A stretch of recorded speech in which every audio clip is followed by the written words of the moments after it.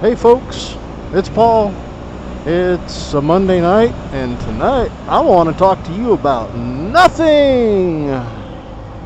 Yep, not a dang thing to say.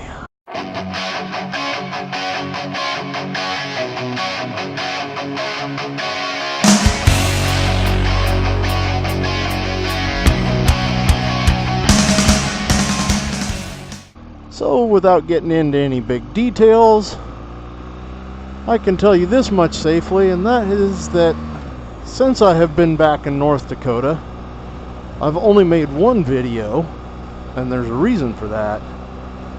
I've run into a few snags. One of those snags being time, another one being creativity in a place that challenges an individual in finding good rides to take. And you know, time is an issue up here. And sometimes I just got to get out and ride to try and free my mind up. And when you're busy, sometimes that can be really hard to do. So really tonight's video is just about making time to ride. And for those of you who live in the colder parts of the country, or the world for that matter, I know I have a fair number of viewers that are watching from Great Britain and a number of other places in the northern hemisphere. You know, when wintertime rolls around, there's no riding. It all comes to a screeching halt because it's really hard to ride on ice. And that's kind of the same for me, because where I live in Colorado, it's one of the warmer spots, but it is still a mountainous Colorado place. And then where I work up here in North Dakota, it just gets absolutely brutal up here. So riding ceases to exist. And during those winter months, that mental therapy like I'm getting right now is really hard to do. But during these beautiful summer months, you got to get out and take advantage of it. And go spin the tires, sling a little gravel around, do a wheelie, free up your mind. There's a road I need to go check out. Last time I came through here, I said I was going to do that, and then I didn't. So, here we go. Let's go see where this one goes off to. And you know, I've probably taken about 6 different takes already, trying to talk about various topics to you guys, and I've just probably sound like a rambling old drunk. Not that there's anything wrong with a rambling old drunk. Some of the greatest people I've known were rambling old drunks. But I try to be a little more organized than that. And it's just not happening tonight. Ooh boy, it stinks back here. I think that's a sewage treatment plant and a manure place. Right over there on the left hand side, yeah, you're looking at it right there. I think they got both going on in those two places. And that makes for one ripe odor.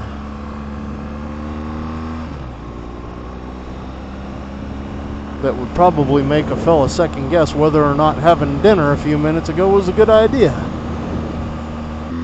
I can't whistle that high pitched. I've always had a lot of admiration for people that were good whistlers. I am not a good whistler. Oh, I'm recording a whole lot of nothing here, people. It's the same streets in the same small town.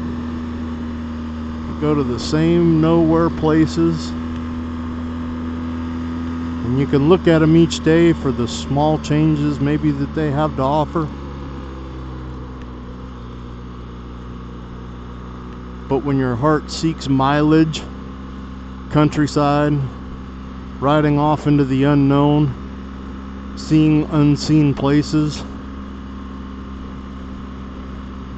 and being in this place can feel like an awfully small world. It feels pretty entrapping. Boy, and the waters have still hardly receded. It's amazing to me that this late in the year, we're up July 23rd today, I think it is. And still the river is pushing its banks. I mean, that is a lot of water to have this late in the year. How many of you folks are riding BMW GS's? Is there a bunch of you or just a few of you? I wonder, because I saw a lot of stuff before I bought this bike that said I'd get 55 miles to the gallon.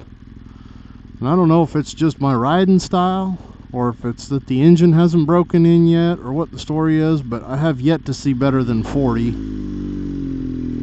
I do tend to ride between, well, it improved some. I wasn't getting better than 30, and then I realized that I was holding my RPMs too high all the time, and that was an honest mistake from running those race bikes. You know, them sport bikes are made to run quite a bit higher. They're kind of at the medium point at 9,000 RPM, and this thing's red line is at 9,000. It's also a twin, so it's a real different sounding engine than what I'm used to, but I was running my RPMs up there around 5 or 6 on a pretty regular basis. So when I got them back down to that around 4,000 range, you know, give or take 1,000, 3,500 to 4,500, my fuel economy went up to about 40 miles to the gallon.